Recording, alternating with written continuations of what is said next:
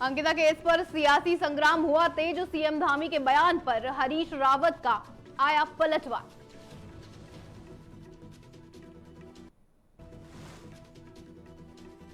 Audio viral case में आज सुबह बड़ा दिन। हरिद्वार पुलिस के सामने पेश होंगी उर्मिला सनावर।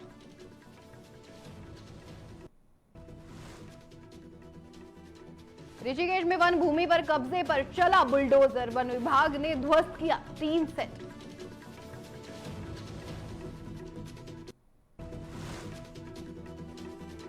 उत्तराखंड हाईकोर्ट को मिला नया न्यायमूर्ति। जस्टिस सिद्धार्थ शाह ने ली पद व गोपनीयता की शपथ।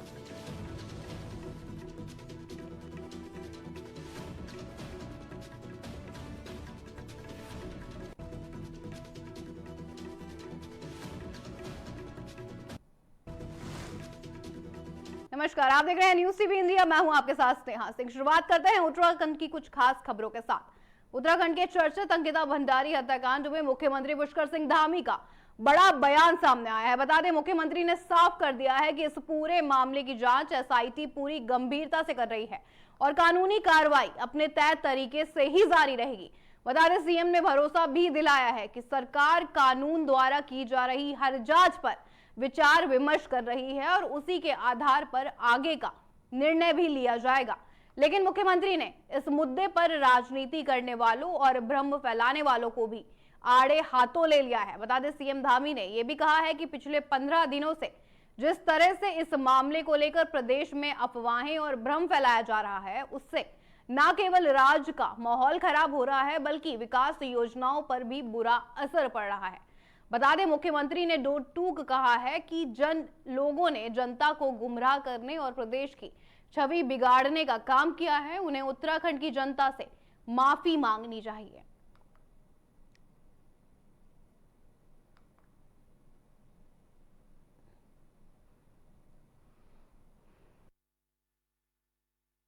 देखिए, कानूनी कार्रवाई अपने स्तर पर चलती रहेगी। उसमें दिल्ली हाईकोर्ट का भी निर्णय आया है, यहाँ भी एसआईटी जांच कर रही है और हम अन्य भी जो कानूनी ज़रूरी चीज़ें हैं उस पर हम पूरी तरह से विमर्श कर रहे हैं और विमर्श करने के बाद उस पर हम अपने स्तर से जो सरकार के स्तर पर निर्णय लेना है, जो अंकिता के माता पिता का जो हमको कहा है उस पर हम निर्णय लेंगे। लेकिन कानूनी कार्रवाई अपनी तरफ चलती रहेगी। हाँ, यह है कि जिसके कारण से प्रदेश का पिछले 15 दिनों से ज़्यादा समय तक समय बर्बाद हुआ है, राज्य की इतनी सारी योजनाएं चल रही थी, लोगों को उससे भ्रमित करने का काम हुआ है, लोगों को रोकने का काम हुआ है, कहीं ना कहीं किसी न किसी प्रकार से अवरोध पैदा करने का काम हुआ है, तो उन्हें उत्तराखंड की जनता से माफी मांगनी चाहिए। जो रुक करते हैं अगली खबर का। अंकिता भंडारी हत्याकांड को लेकर उत्तराखंड में सियासी पारा अब चरम पर है। मुख्यमंत्री पुष्कर सिंह धामी के माफी वाले बयान के बाद पूर्व मुख्यमंत्री और कांग्रेस के दिग्गज नेता हरीश रावत ने मोर्चा खोल दिया है। बता दें, हरीश रावत ने सरकार की कार्यप्रणाली पर अब गंभीर सवाल उठा दिए हैं और कहा है कि इस मामले में भ्रम विपक्ष नहीं फैला रहा बल्कि जनता खुद न्याय की बाट जो रही है। बता दें, हरीश रावत ने दो टूक शब्दों में कहा है कि अंकिता को इंसाफ दिलाने के लिए केवल जांच का दावा काफी नहीं होगा बल्कि कार्रवाई पारदर्शी और निष्पक्ष होनी चाहिए। उन्होंने सरकार को घेरते हुए यह भी कहा कि दोषियों को कड़ी से कड़ी सजा दिलाना सरकार की ही जिम्मेदारी है और इस संवेदनशील मुद्दे पर राजनीति करने के बजाय सरकार को जवाबदेह बनना चाहिए। रावत के इस बयान ने अब ये साफ कर दिया है कि अंकिता को न्याय दिलाने की ये लड़ाई अब देहरादून की सड़कों से लेकर सियासी गलियारों तक और तेज होने वाली है।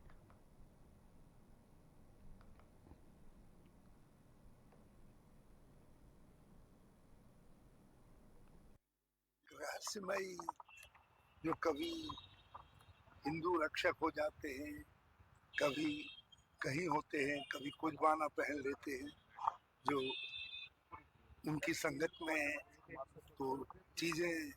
और देखिए, जो हमने मामला कहा है वीआईपी अंकिता वाले मामले में कि वो वीआईपी कौन है, वो अंकिता का बयान हमारे लिए डाइंग डिक्लेरेशन का महत्व रखता है। कांग्रेस के अंकिता ने अपने बयान में कहा कि कुछ वीआईपी आ रहे हैं, उनको सेवा देने के विशेष सेवा देने के लिए मेरे ऊपर दबाव डाला जा रहा है और मैंने इनकार कर दिया है। यहाँ के रंग ढंग ठीक नहीं। रुक करते हैं अगली खबर का, जो उर्मिला सनावर से जुड़ी हुई है। बता दें, देहरादून में बयान दर्ज कराने के बाद आज उर्मिला सनावर हरिद्वार पुलिस के समक्ष पेश होकर अपने बयान दर्ज कराएंगी। मामले की आपको बता दें, जांच कर रही एसआईटी उर्मिला सनावर से गहन पूछताछ करेगी। ये भी बताया जा रहा है कि उर्मिला सुरेश राठौड़ से बातचीत से जुड़े ऑडियो क्लिप हरिद्वार पुलिस को सौंप भी सकती हैं, जिन्हें जांच का अहम हिस्सा माना जा रहा है। मामले में बड़ा सवाल यह भी है कि सोशल मीडिया पर जिन कई साक्ष्यों का दावा किया गया है, क्या उर्मिला सनावर उन्हें पुलिस के सामने पेश कर पाएंगी या फिर नहीं। उधर सुरेश राठौड़ के भी आज पुलिस के सामने पेश होकर अपने बयान दर्ज कराने की पूरी संभावना है। बता दें, सुरेश राठौड़ ने हाल ही में सोशल मीडिया पर जारी एक वीडियो में पुलिस जांच में हर संभव सहयोग देने की बात भी कही थी।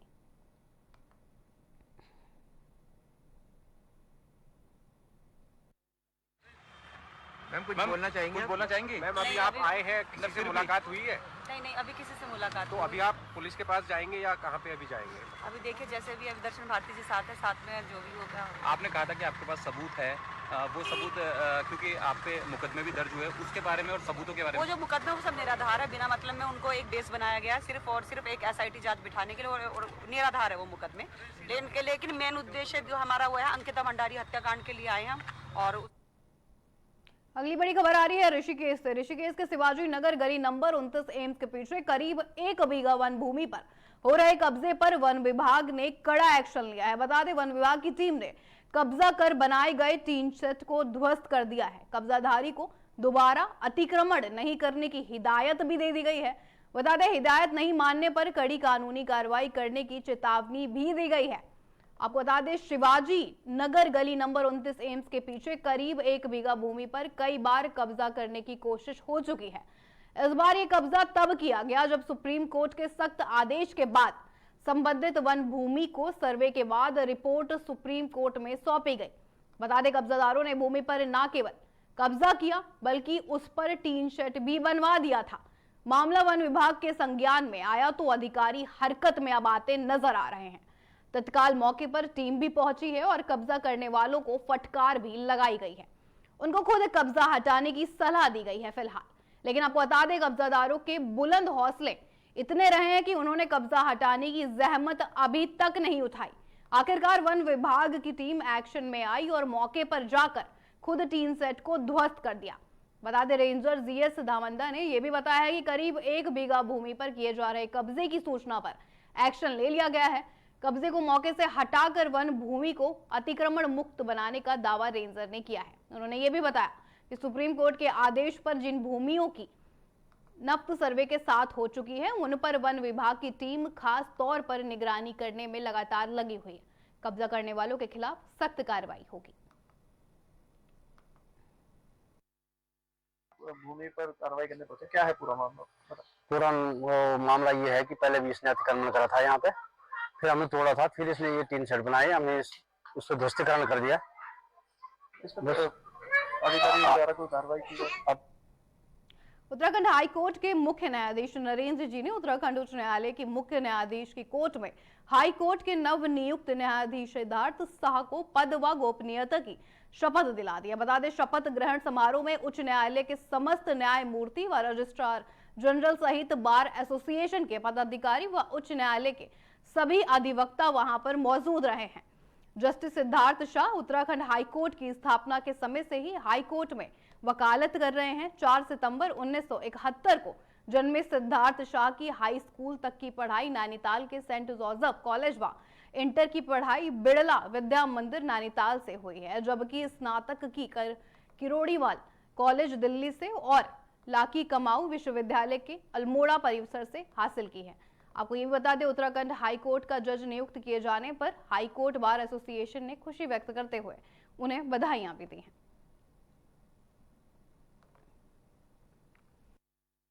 आज माननीय उच्च न्यायालय में सिद्धार्थ शाह जी की आज जो ओथ हुई है एज न्यायमूर्ति, ये बड़ा गौरव का विषय है हमारी बार के लिए, क्योंकि ये सेकंड टाइम हमारे लिए गौरव का विषय है। पहले एक ओथ हुई थी जस्टिस आलोक मेहरा साहब की, क्योंकि वो ओरिजिन इस हाईकोर्ट से ही आए थे, उन्होंने यहीं से हाईकोर्ट से प्रैक्टिस शुरू करी थी और इस हाईकोर्ट का बहुत बड़ा गौरव रहा है कि वो यहाँ पे अच्छे जज बने। इसी तरीके से आज सिद्धार्थ शाह जी का भी न्यायमूर्ति के रूप में उन्होंने शपथ ग्रहण की है। तो आज हमारे बार के लिए बहुत गौरव का और ऐतिहासिक दिन है, क्योंकि जो व्यक्ति इस माननीय उच्च न्यायालय से प्रैक्टिस करके यहाँ पे हाई कोर्ट का जज बना है, तो ये एक मिसाल भी और एक सीख भी हमारे नए बच्चों के लिए, जूनियर्स के लिए, कि अगर वो मेहनत और लगन के साथ काम करेंगे तो वो एक दिन इस माननीय उच्च न्यायालय के न्यायमूर्ति बन सकते हैं।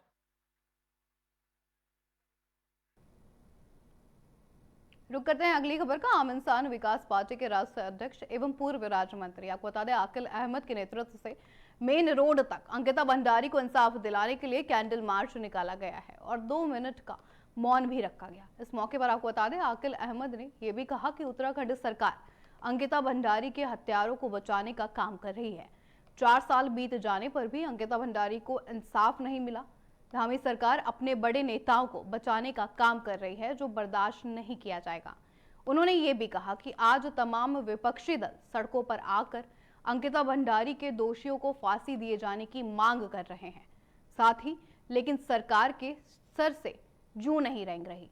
आकिल अहमद ने यह भी कहा कि अगर जल्द असली दोषियों को नहीं पकड़ा गया तो वे सड़कों पर आकर अंकिता भंडारी को इंसाफ दिलाने के लिए आंदोलन करने को बाध्य होंगे। इस मौके पर किसान नेता राजू तोमर ने यह भी कहा कि अगर अंकिता भंडारी को इंसाफ नहीं मिला तो किसान भी सड़कों पर उतरकर आकिल अहमद के नेतृत्व में लड़ाई लड़ेंगे। अमन अहमद ने यह भी कहा है कि हम सभी युवा और स्वर्गीय अंकिता भंडारी के साथ हैं और इंसाफ के लिए हर हद पार कर देंगे। आपको बता दें कि युवाओं में काफी आक्रोश देखने को मिल रहा है।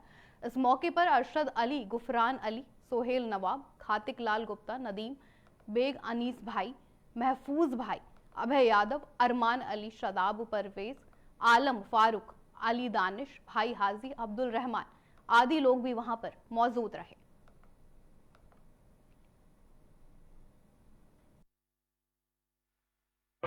क्या पूछे और क्या मांगे आप लोग?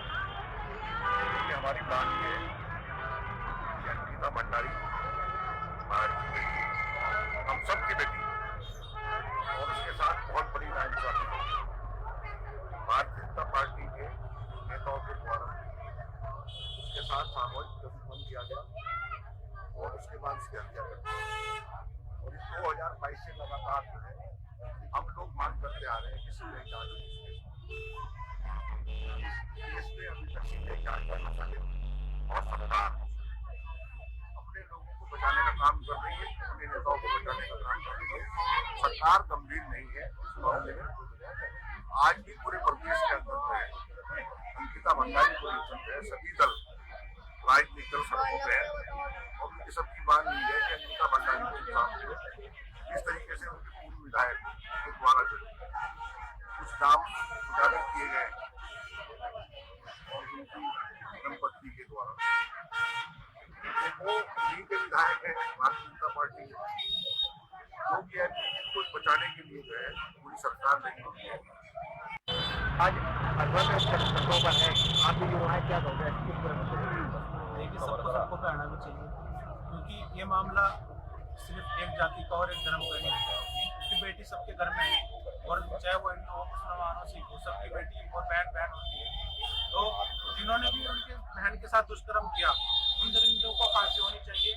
और मेरी सरकार से गुजारिश है कि आप जल्दी से जल्दी इस मामले में संज्ञान लें, कि आप सबको मालूम है कि सारा विपक्ष आज हल्ला बोल रहा है, लेकिन सरकार की छूट है। मैं ये सवाल करना चाहता हूँ। और आज हमने जो ये कैंडल मार्च निकाला, हमारी बहन को और पहाड़ की बेटी को, हम सबकी बहन को इंसाफ।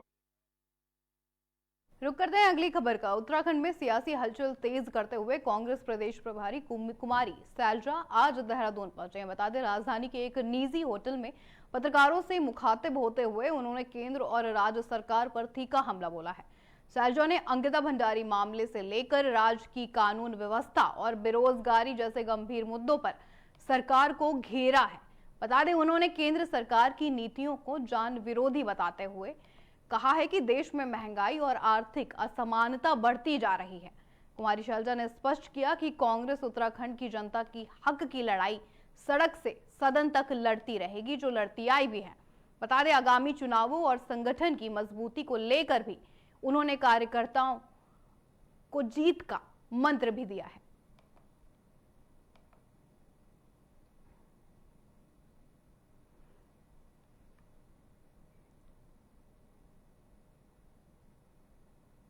रुक करते हैं अगली खबर का। बेरीनाग के बडेत, आपको बता दें, बाफिला मोटर मार्ग के सुधारीकरण की मांग को लेकर क्षेत्र पंचायत सदस्य नीरज शाह ने रामलीला मैदान बेरीनाग में अपना धरना प्रदर्शन के साथ आंदोलन अब शुरू कर दिया है। क्षेत्र पंचायत नीरज शाह ने यह भी बताया कि लंबे समय से PMGCY के द्वारा बनाया गया ये मोटर मार्ग लंबे समय से खस्ता हालत में चल रहा है। पूर्व में बारिश के दौरान पूरा मार्ग क्षतिग्रस्त होने से आए दिन मार्ग में दुर्घटनाएं होती रहती हैं। सड़क से लगे हुए लोगों के मकान भी खतरे की जद में आ रहे हैं। पूर्व में इस मार्ग के सुधारीकरण करने की मांग को लेकर कई बार विभागीय अधिकारियों से वार्ता भी की जा चुकी है, लेकिन उसके बाद भी कोई कार्रवाई अभी तक नहीं हुई है। शीघ्र यदि आपको बता दें मार्ग सुधारीकरण के नहीं किया गया, उन्होंने बोला कि अगर ये मार्ग जल्दी से जल्दी नहीं ठीक किया गया तो वो उग्र आंदोलन करेंगे। आइए सुनाते हैं क्या कुछ कह रहे हैं नीरज शाह। हम यहाँ पर कल दिनांक 7 जनवरी 2026 से प्रातः 11 बजे से अनिश्चितकालीन धरने पर बैठे हैं और हमारा आज धरने का दूसरा दिन है। कल रात भी हम यहीं पे थे और आज भी हम यहीं पर, और जब तक हमारी मांग पूरी नहीं हो जाती हम यहीं पर रहेंगे। हमारी मांग है जो बड़े बाफला मोटर मार्ग है उसमें जो आपदा ग्रसित क्षेत्र है, रोड की जो मोटर मार्ग है उसके कई हिस्सों में सड़क टूट चुके हैं आपदा की वजह से, लेकिन जिला प्रशासन अभी तक 2024 से वहाँ पे आपदा की वजह से कई हिस्से सड़क के टूट गए, लेकिन 2026 लग चुका है। जिला प्रशासन अभी तक कोई भी आपदा मत आवंटित नहीं कर रहा है हमारे क्षेत्र के लिए। उस संदर्भ में आज हम कल दिनांक 7 जनवरी से हम धरने पर बैठे हैं और हमारे क्षेत्रवासी सभी लोग धरने पर बैठे हैं। अंकिता भंडारी हत्याकांड के बाद कोर्ट ने अब आपको बता दें 3 आरोपियों को आजीवन कारावास की सजा सुना दी है। अब इस मामले में एक बार फिर से लोगों ने अंकिता को न्याय दिलाने की पहल तेज कर दी है। जिस तरह से आप डेली कहीं ना कहीं वीडियोस भी देख रहे हैं किस तरह से सोशल मीडिया पर लगातार वायरल हो रहे हैं, जगह जगह प्रदर्शन हो रहे हैं, विपक्ष भी आ रहा है सामने, सरकार भी अपना पक्ष रख रही है। साथ ही उत्तराखंड महिला मंच की संयोजिका कमला पंत ने इसको लेकर यह भी कह डाला है कि 10 जनवरी को देहरादून में मशाल जुलूस और 11 जनवरी को उत्तराखंड बंद का ऐलान कर दिया है। उन्होंने ये भी कहा कि ये लड़ाई अब और तेज होगी और न्याय मिलने तक जारी भी रहेगी। उत्तराखंड महिला मंच की संयोजिका आपको बता दें कमला पंत ने पूर्व में 4 जनवरी को मुख्यमंत्री आवास कूच के दौरान जनता का समर्थन देने के लिए धन्यवाद भी किया था और अब उन्होंने ये कहा है कि अंकिता न्याय यात्रा संयुक्त संघर्ष मंच के बैनर तले लड़ी जाएगी। कमला पंत ने फैक्ट फाइटिंग के दस्तावेज प्रस्तुत भी करे हैं और उन्होंने ये भी पूछा है कि वीआईपी है कौन। उन्होंने सरकार से सीबीआई जांच की मांग कर डाली है और कहा है कि सरकार को वीआईपी का पता लगाना चाहिए और नाम भी जनता के सामने देना चाहिए। बता दें अंकिता के माता पिता ने भी मुख्यमंत्री से मुलाकात की है आज सुबह और सीबीआई जांच की उन्होंने भी मांग की है। साथ ही मुख्यमंत्री ने भी आपको बता दें मुख्यमंत्री ने भी ये आश्वासन दिया है परिवार को भी कि न्याय जरूर मिलेगा। कमला पंत ने आरोप ये भी लगाया है सरकार खुलासों को लेकर चिंतित नहीं है और सीबीआई जांच को दबाने के लिए राष्ट्रीय सुरक्षा सलाहकार भी सामने आ रहा है। उन्होंने कहा कि वंतरा रिसोर्ट से साक्ष्य मिटाने वालों का भी खुलासा होगा।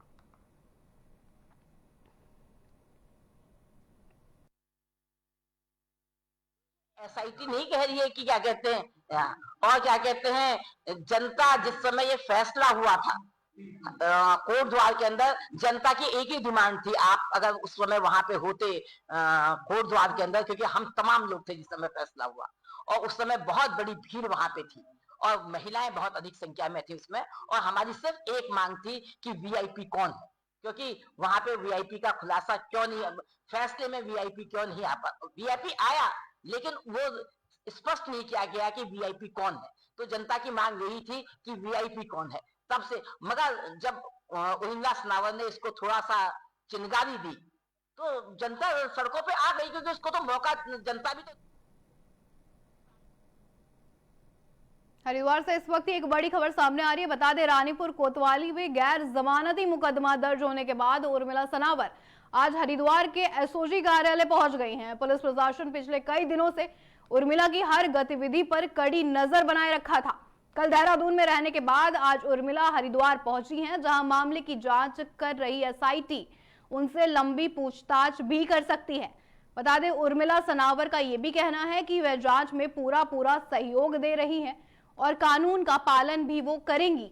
हालांकि सूत्रों की माने तो एसआईटी की इस पूछताछ और जांच रिपोर्ट के बाद उर्मिला के खिलाफ कोई बड़ी कानूनी कार्रवाई की भी जा सकती है। अब देखना यह होगा कि जांच में क्या नए तथ्य सामने आते हैं।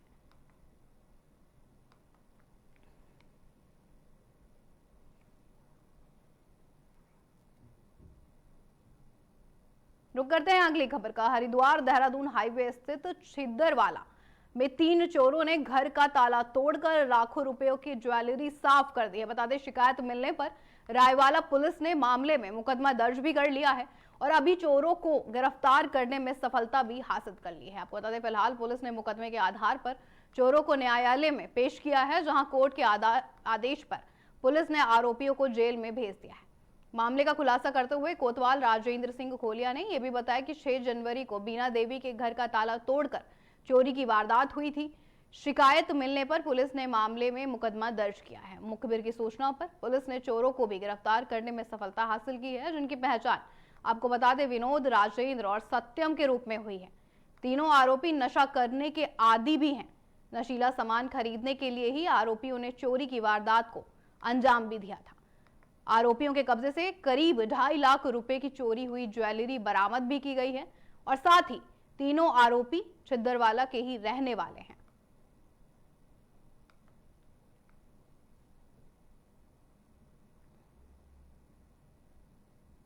अक्सर कहा जाता है कि पहाड़ का पानी और पहाड़ की जवानी यहाँ के काम नहीं आ पाती, क्योंकि रोजगार की तलाश में युवा महानगरों की तरफ पलायन कर जाते हैं। लेकिन रुद्रप्रयाग के जखोली से एक ऐसी तस्वीर सामने आई है जो इस धारणा को पूरी तरह से बदल रही है। यहाँ की एक महिला ने न केवल अपने लिए रोजगार के अवसर तलाशे हैं, बल्कि पलायन को चुनौती देते हुए स्वरोजगार की एक शानदार मिसाल भी पेश की है। आपको बता दें जवाड़ी गांव की रहने वाली सरस्वती देवी ने घर की 4 दीवारी से निकलकर लघु उद्योग की राह चुनी है और आज वे अपने गांव में ही फुटवियर यानी जूते चप्पल बनाने का सफल काम कर रही हैं। RSETI से परीक्षण लेकर और स्वयं सहायता समूह की मदद से शुरू किया गया ये छोटा सा कदम आज पूरे इलाके के लिए प्रेरणा बन चुका है।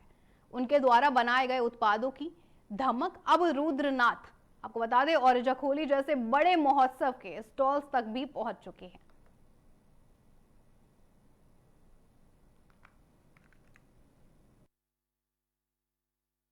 हमने SBI RCT से चप्पल बनाने की ट्रेनिंग ली और उसके बाद हमने रॉयल मेटल लिया और सहारनपुर से जो भी मशीन लिए हमने, तो अपने घर में हमने फैक्ट्री लगा रखी है, लघु उद्योग केंद्र स्थापित किया है और हमने वहाँ पे एक दिन में 3-4 घंटे काम करते हैं हम लोग, तो चप्पल बनाते हैं हम। तो हमें स्थानीय मेलों में वो मार्केटिंग मिल जाती है यहाँ पे। और हम स्वयं सहायता समूह गौरा देवी स्वयं सहायता समूह से हैं और हम बहुत सारे प्रोडक्ट बनाते हैं सर। सीजनली प्रोडक्ट बनाते हैं और सीजनली बेचते हैं, जैसे स्टॉल लगते हैं। और ये हमने चप्पल की फैक्ट्री लगा रखी है अपने गांव जवाड़ी में सर, और यहाँ पे स्टॉल में बेच रहे हैं। जैसे ब्लॉक स्तर पे लगता है, जिला स्तर पे लगता है, कहीं भी ये मेला लगता है तो स्टॉल पे जाते हैं और हम इन चप्पलों को खुद बेचते हैं सर वहाँ पे। और बहुत सारे लोग यहाँ मेले में, आज तो पहला ही दिन है सर, लेकिन बहुत सारे लोग पसंद कर रहे हैं इन चप्पलों को। और जो लाए थे हम पहले दिन तो कम ही लाए थे, तो सारे निकल गए हैं और अब हम और कल लाएंगे। अभी ये थोड़े बहुत बचे हैं और आज शुरू ही दिन है सर। मैं चप्पल बनाती हूँ घर पे, मतलब मशीन लगा रखी है और RCT से ट्रेनिंग ले रखी है। लोग अभी 2-3 ही लोग काम करते हैं। कहाँ गए अभी तक आप? कितना मार्केटिंग तो जखोली ब्लॉक और अगस्त मुनि और यार रुद्रप्रयाग में भी स्टॉल लगा रखा है। अब पहले भी था जो समूह वाला सहकारिता मेला, उसमें भी हमने स्टॉल लगा रखा था पहली बार। रुक करते हैं अगली खबर का। विकासनगर में आज पूर्व कैबिनेट मंत्री नवप्रभात के नेतृत्व में कांग्रेस जन एकत्रित हुए हैं। आपको बता दें जिसमें कांग्रेस की महिलाएं और पुरुष सभी पदाधिकारी और कार्यकर्ता मौजूद रहे। वहीं उनके द्वारा अंकिता भंडारी हत्याकांड को लेकर भी भाजपा सरकार के खिलाफ नारेबाजी की गई है और भाजपा सरकार का पुतला दहन भी किया गया है। बता दें वहीं इस पर पूर्व कैबिनेट मंत्री नवप्रभात ने यह भी कहा है कि कांग्रेस करने वाली नहीं है और अंकिता भंडारी को न्याय दिलाने के लिए लड़ाई लड़ती रहेगी। जब तक कि उसको इंसाफ नहीं मिल जाता। वहीं इस पुतला दहन कार्यक्रम में कांग्रेस पार्टी के जिला अध्यक्ष संजय किशोर और सभी कार्यकर्ता वहां पर भी मौजूद रहे हैं। आइए सुनवाते हैं क्या कुछ कह रहे हैं कार्यकर्ता कांग्रेस पार्टी के। हम यहाँ अंकिता भंडारी को न्याय दिलाने के लिए आए हैं। उस बेटी के साथ जो अन्याय हुआ है, कल वो आपकी बेटी के साथ, मेरी बेटी के साथ, किसी के साथ भी हो सकता है। और आज अगर हम मौन रहे तो कल हम इससे भी भयंकर रूप देखेंगे। तो हमें बोलना पड़ेगा अपनी बेटियों के लिए। हम किसी पार्टी उससे नहीं आए हैं, हम अपने उससे आए हैं, अपनी बेटी के लिए आए हैं। अंकिता एक की नहीं, पूरे देश की बेटी थी, पूरे समाज की बेटी थी। और अगर आज चुप रहेंगे, जो लोग घर में चुप बैठे हैं उनको बाहर आना पड़ेगा, वरना आज उसका नंबर है, कल किसी और का नंबर होगा और ऐसे हमारी बेटियां बलि चढ़ती रहेंगी। तो हम अंकिता को न्याय दिलाने आए हैं। हम किसी पार्टी के मकसद से नहीं आए, हम समाज के लिए आए। जब जब ऐसा होगा हम तब तब बाहर आएंगे। प्रकरण में पहले दिन से सरकार ने साक्ष्यों को नष्ट करने की नीति अपनाई। इसकी वजह से सही जांच नहीं हो सकी और अब उन्हीं की पार्टी के अंदर से अगर कोई नाम निकल के आगे आ रहा है तो हमारे खिलाफ FIR करके हमें डराने की कोशिश की जा रही है। भाजपा ये समझ ले कि कांग्रेस डरने वाली नहीं है और न्याय की लड़ाई से पीछे नहीं हटेगी।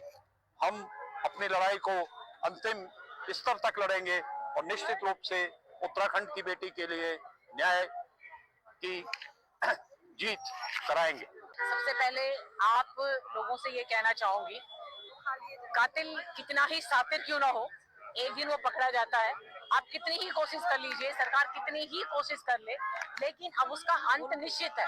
क्योंकि जिस प्रकार ये प्रकरण उजागर हुआ है, कहीं न कहीं इस बात का संकेत है कि पाप का घड़ा भर चुका है और उसका अंत निश्चित है।